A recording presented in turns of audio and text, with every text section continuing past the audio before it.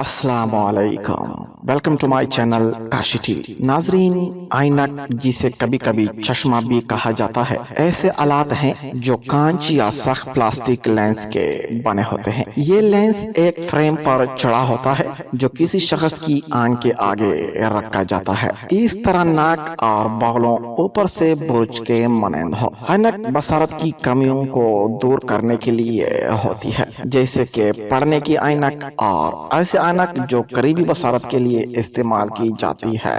حفاظتی آئینک آنکھوں کے کونوں اور لینس کی حفاظت کرتی ہے۔ کچھ قسم کی حفاظتی آئینک دیکھے جا سکنے والی اور تقریباً دیکھے جا سکنے والی روشنی یا شعاعوں سے حفاظت کے لیے ہیں۔ کچھ کھیلوں میں آئینک آنکھوں کی حفاظت کے واسطے ہیں، جیسا کہ اسکواش۔